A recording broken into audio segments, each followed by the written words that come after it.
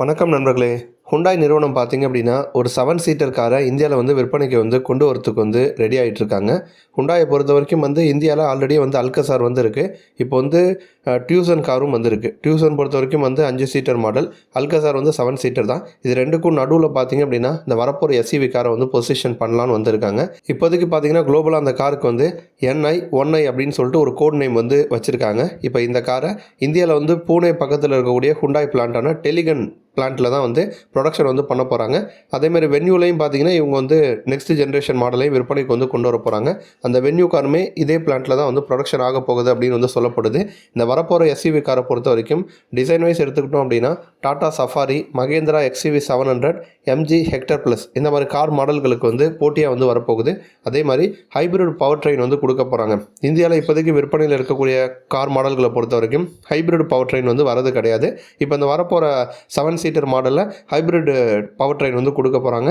India பொறுத்த வரைக்கும் மாருதியும் சரி டொயோட்டாவும் சரி தொடர்ந்து ஹைப்ரிட் டெக்னாலஜி கொடுத்துட்ருக்காங்க. இதன் மூலமாக நமக்கு ஃபியூவல் எஃபிஷியண்ட்டாக இருக்கும். மைலேஜ் இன்னும் கொஞ்சம் அதிகமாக கிடைக்கும். அந்த ஒரு டாக்டிக்ஸை தான் இப்போ ஹுண்டாயும் கையில் எடுத்திருக்காங்க. ஏன்னா இந்தியாவை பொறுத்த வரைக்கும் மாருதிக்கு பிறகு ரெண்டாவது இடம் ஹுண்டாய் தான் வருவாங்க. ஆனால் அவ்வப்போது பார்த்தீங்கன்னா இப்போ இந்த டாட்டா அந்த ரெண்டாவது இடத்த பிடிச்சிடுறாங்க. அப்போ ஹுண்டாயும் அவங்களுடைய கார் மாடல்களை அடுத்த கட்டத்துக்கு கொண்டு போகணும் அப்படின்னு தொடர்ந்து அப்டேட்ஸ் கொடுத்துட்ருக்காங்க. ஸோ இப்போ இந்த வரப்போகிற NI 1I இந்த மாடலை பொறுத்த வரைக்கும் பவர் ட்ரெயின் எடுத்துக்கிட்டோன்னா 1.5 litre naturally aspirated 4 cylinder petrol engine கொடுக்குறாங்க. இப்போ இதில் ஹைப்ரிட் வேரியண்ட் வருது அப்படிங்கிறப்ப நமக்கு ஒரு லார்ஜர் பேட்டரி பேக்கும் எலக்ட்ரிக் மோட்டாரும் நமக்கு வரும். இப்போ ஒரு வருஷத்துக்கு 50,000 யூனிட் வரைக்கும் ப்ரொடக்ஷன் பண்ண போகிறதா சொல்லியிருக்காங்க. அநேகமாக இந்த கார் இந்தியாவில் மட்டும் கொண்டு வராமல் வெளிநாடுகளுக்கும் ஏற்றுமதி பண்ணுவதற்கான வாய்ப்பும் அதிகமாக இருக்குது. பவர் ட்ரெயின் ஆப்ஷன் அப்படின்னு பார்க்குறப்ப நமக்கு petrol normal petrol hybrid technology இல்லாமல் பெட்ரோல் இன்ஜின் வரும். ஹைப்ரிட் டெக்கோடு வரக்கூடிய பெட்ரோல் இன்ஜினும் கொடுக்க போகிறாங்க. அதேமாதிரி டீசல் இன்ஜினும் கொடுக்க போகிறதா சொல்லியிருக்காங்க. அப்போ எல்லா விதமான பவர் ட்ரெயினும் நமக்கு வரப்போகுது.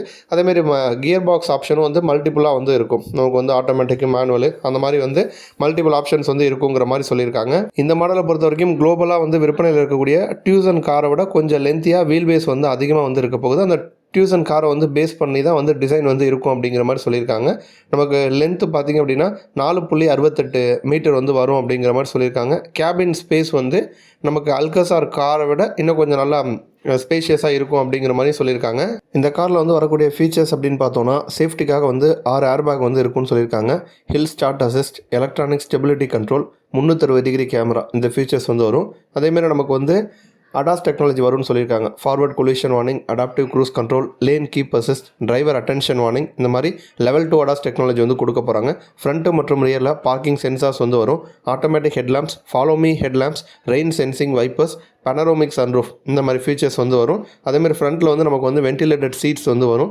டிரைவர் சீட்டை அட்ஜஸ்ட் பண்ணிக்கிற மாதிரி வசதி, பவர்டு ஃப்ரண்ட் சீட்ஸ் வரும். அதேமாதிரி டிஸ்பிளேஸ் பார்த்தோம் அப்படின்னா நமக்கு 10.25 இன்ச்சில் டிஸ்பிளே வரும்னு சொல்லியிருக்காங்க. டிரைவர் டிஸ்பிளேயும் அந்த சைஸ் தான். அதேமாதிரி இன்ஃபர்டைன்மெண்ட் சிஸ்டமும் பார்த்தீங்கன்னா அந்த சைஸில் வரும்னு சொல்லியிருக்காங்க. Wireless phone charging, integrated music system, Android auto, Apple CarPlay, USB compatibility இந்த மாதிரி ஃபீச்சர்ஸ்லாம் வருங்கிற மாதிரி சொல்லியிருக்காங்க.